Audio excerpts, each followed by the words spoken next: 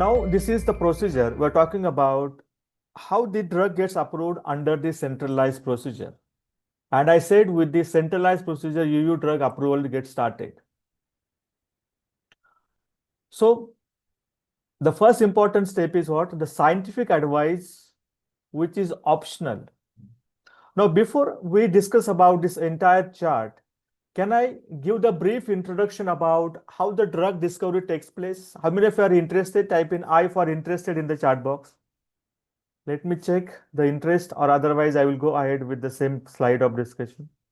Okay. So let me give some ideas about the drug discovery.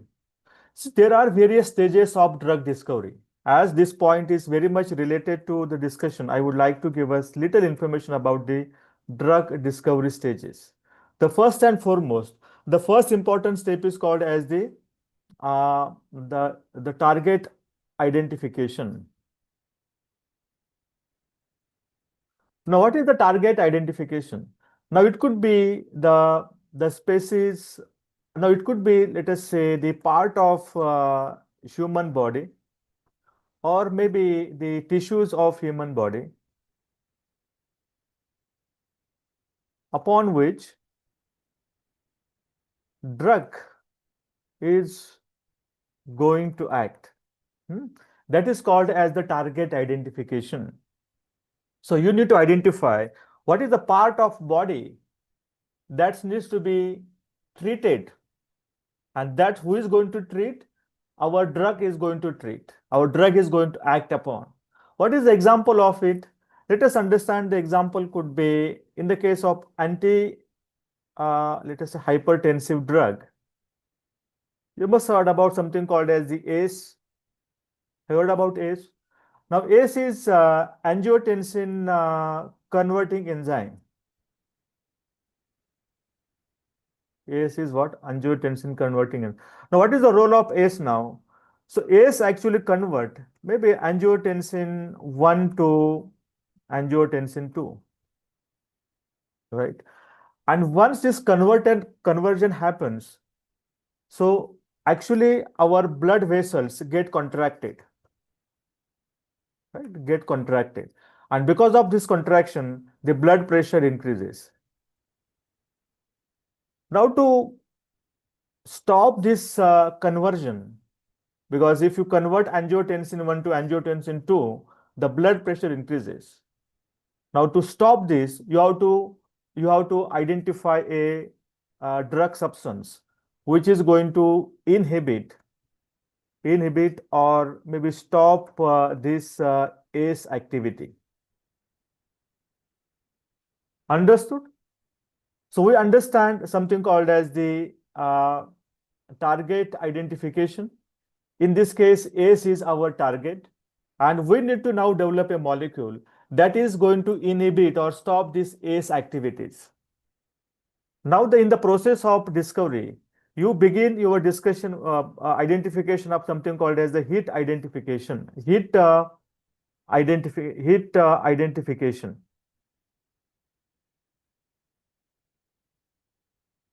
So you come up with maybe thousands of the molecules, right? Thousands of the molecules based on to the chemistry, based on to the PKPD. And you say, okay, now out of this 1,000 molecule, you are going to identify at least one molecule that looks to be your lead compound or lead identification. So maybe there are 3, 4, which are now the looks to be promising, but they are not qualified to be as a drug substance or API. And then you are going to do the lead optimization. Now, this is a very important step, lead optimization. The compound is suitable as a drug substance or API, right? So first stage is what? You come across the target identification process, right? You understand the part of human body which upon our drug is going to act. We take an example of ACE. We understand that the purpose of activity is to inhibit or stop the ACE activity. Then we understand the hit identification process where thousands of the molecule will be screened out, and some of them will be effective in inhibiting the ACE, but they not be called as a drug substance. There may be some side effects. They may not be equally potent. They may not be selective. Then you go to the next step called as the lead identification. So from HIT, you have some information knowledge gathered, and from that you are going to identify the lead compound which looks to be more prominent to become the drug substance. And from this lead compound, you are going to optimize it further, called as a lead optimization. And the lead optimized compound has the potential to become the drug substance or API. I hope you understand this 3 or 4 stage process of discovery. Type in you for understand in the chat box.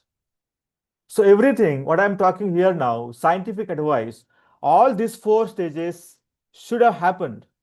Yes or no? All these 4 stages has happened now. You have the target identification, hit identification, lead identification, lead optimization, and you worked upon something called as the CMC. What is the CMC? Now, CMC is about the chemistry, manufacturing, and control. You know how this lead optimized compound, maybe let us say telmisartan. Let us understand a telmisartan as an example. I mean, that becomes telmisartan. So sometimes in the past, telmisartan drug discovery must have traveled through all these 4 important stages, right? The telmisartan is an antihypertensive drug substance. Now, once you have the chemistry manufacturing, CMC stand for Mrudula is chemistry, manufacturing, and control, which is very important part of module 3. If you go through the details, it is part of the module 3. So you understand the CMC of telmisartan now. And what is the next important step going to be once you identify telmisartan? You are going to start something called as the preclinical trials. What are the preclinical trials? They are animal trials. What is the purpose of animal trial? The purpose of animal trials is to understand the safety part. And once the drug goes through this animal trials successfully, then the clinical trials will be conducted. Then the clinical trials will be. Now, please understand what connections you have to build with the scientific advice, which is optional with EMA and CHMP. Now, what is the role of clinical trials and animal trials? What is the role of animal clinical trials and the non-clinical trials? They are, I would say, what word I don't get exactly. They are the foundational studies, right? They are the foundational studies for the drug approval process. Without preclinical trials and clinical trials, none of the drug will get approved, will get evaluated. So that's the interesting part. So it's very important to understand the importance of preclinical and clinical trials. In case if the company needs to take some efforts, take some guidance, they can always take the scientific advice of the EMA. Now, what is the importance of scientific advice? Maybe in terms of the protocol design, maybe in terms of the endpoints of the clinical studies, rather than justifying why you selected this many individuals. You upfront go to the EMA and take their advice on the doubt you have onto the clinical studies. That is called as the scientific advice now. I hope you understand where we are right now. Which studies have been conducted so far to go to these scientific advice studies? Type in yes in the chat box if you understand. You conducted this drug discovery CMC part, and then you are ready to conduct preclinical trials, clinical trials, and you are, sorting for the EMA's advice. Then pre-submission meeting with EMA. Now you conducted maybe the preclinical trials and clinical trials, and now your dossier is ready. But before you go official submission, you can have a pre-submission meeting with EMA. Now, what is the importance of a pre-submission meeting?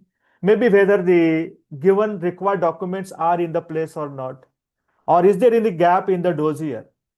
Because once the clock gets stopped, you are going to lose the very precise number of days during the 210 days of the evaluation process. So rather than wasting the time between these 210 evaluation days, you upfront ask to the meeting with EMA and understand what are the possible queries, questions, observations may received during the evaluation process. That is the pre-submission meeting. And then we fill up the gaps, you complete some studies, and then you submit the application. Then you submit the application that is called as a Marketing Authorization Application, or MAA.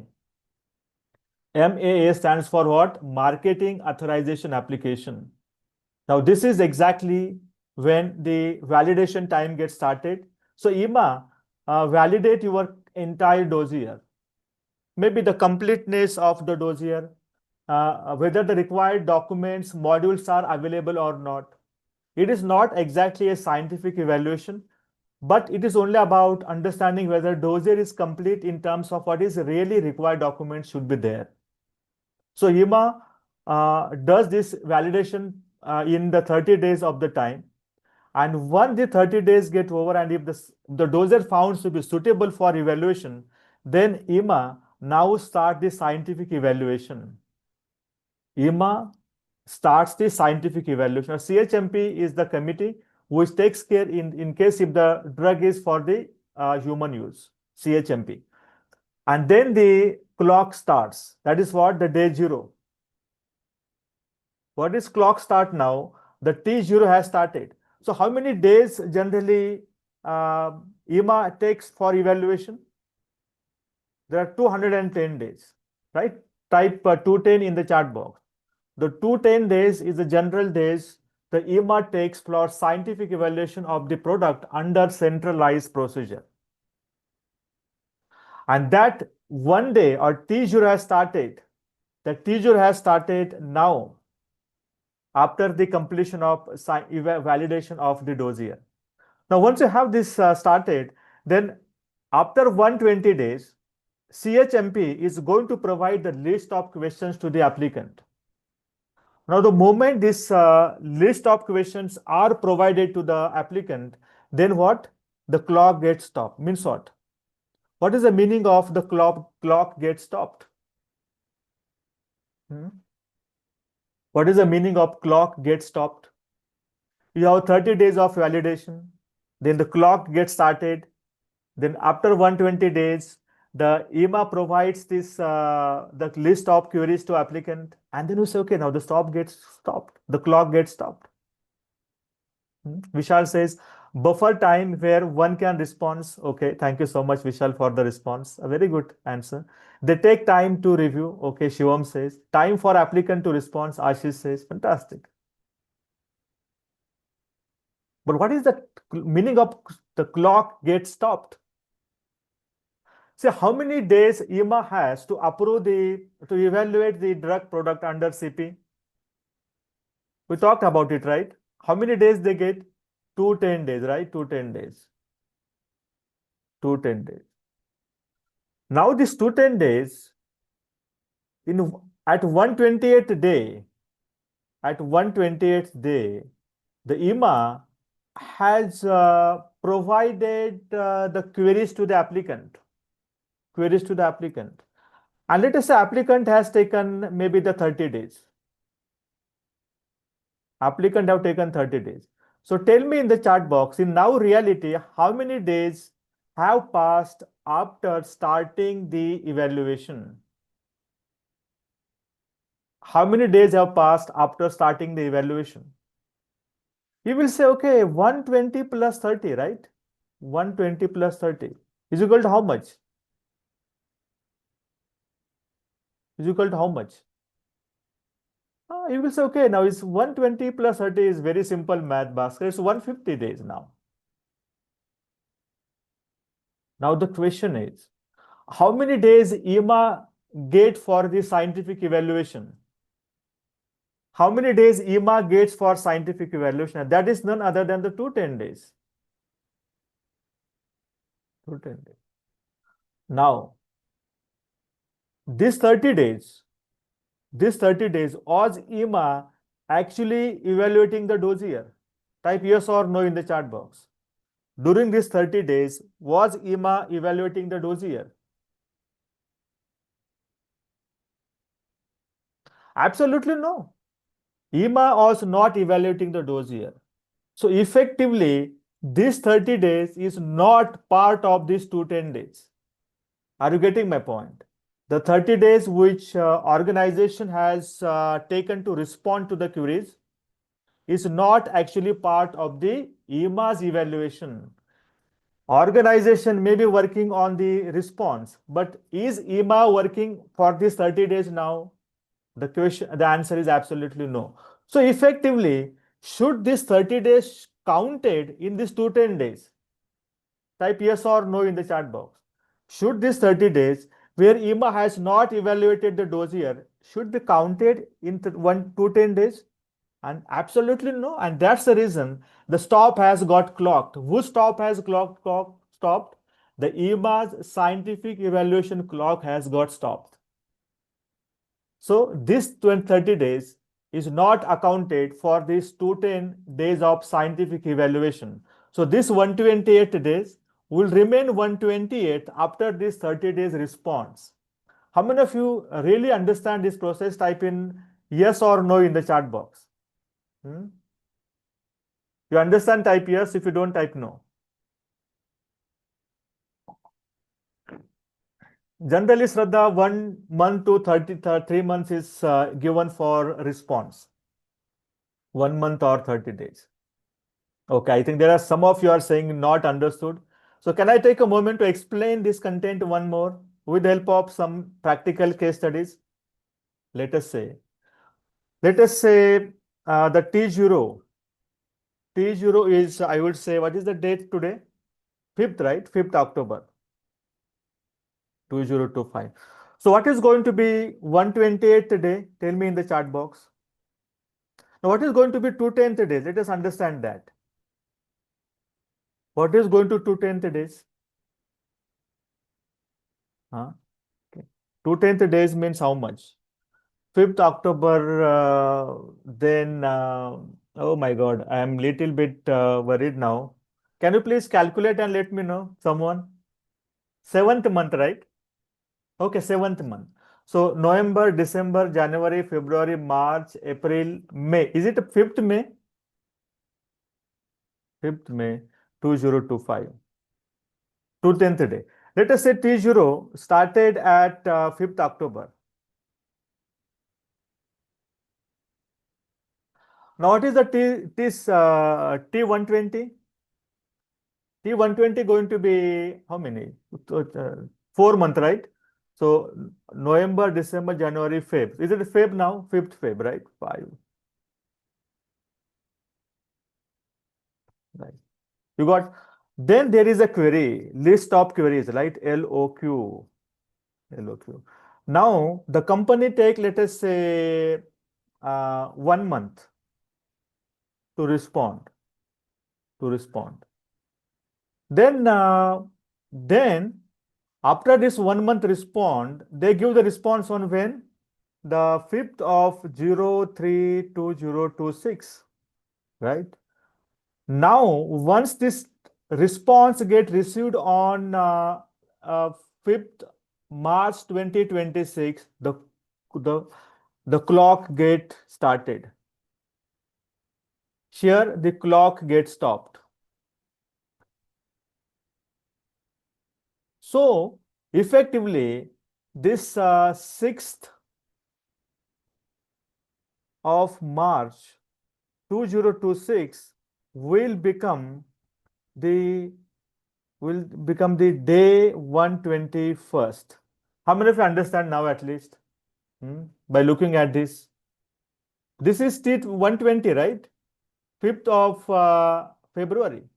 But as they have taken 1 month, now as the query gets submitted, the regulatory evaluation clock will stop. They will say our 120 days over, but they will not count this 1 month. Now this period is not consumed by the regulatory evaluators. This 30 days is consumed by the whom? This 30 days is consumed not by EMA. Not by EMA. it is consumed by the organization for the response. Yes or no, applicant. And then once they submit the application on 5th March, then the 6th March will become the day 121 for IMA. 121 day for IMA. So effectively now, if you have to calculate day 210, what is that day 210 is going to be? Tell me in the chat box. Hmm? Forget about next part. There are some other evaluation process also. But if you take about the 121 days, the 6th March, effectively, rather than the dossier getting approved on 5th of May, it will push by one more month and that will become the June 2026. Yeah, Aditya, you are perfectly right. How many of you understand now? So whatever period consumed by the applicant for evaluation, it is not covered under the 210 days.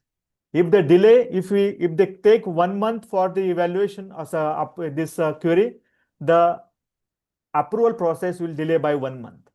So at the beginning, we say, okay, 5th May 2026, we should get the approval, right? This is 2026, sorry for the typo error. But now as the 1 month is consumed by the applicant for query, the day has become 5th June 2026. Now at least are you clear, guys? Type in yes or no in the chat box. The clock start, clock stop, is it clear? Fantastic. Thank you so much. So once this clock get stop at 120 days, then we said that the applicant is going to provide the response to the query. And once the query get received, the clock again will get started. And at the 180th day, if there are any minor observations, suggestions, that will be provided to the applicant. That is called the list of outstanding issues. Now, there could be very minor issues. And then once these issues are submitted for the organization to respond, then the clock will get stopped once again. Whenever queries are submitted to the applicant, the clock of the IMA gets stopped. And then on the 210th day, CHMP is going to provide the opinion whether a dossier is really suitable or not. Then European Commission has to take a final decision. And they can take around 67 days for the approval of the drug. And once the European Commission think it is appropriate for the marketing authorization, then they provides the marketing authorization to European Union and EEA. Yeah, it actually 210 plus 67 days. You are right, Ashish. And then once the drug get approved, then there is a next process called as a marketing approval monitoring or pharmacovigilance. How many of you got the clarity on at least centralized procedure? Type in me in the chat box.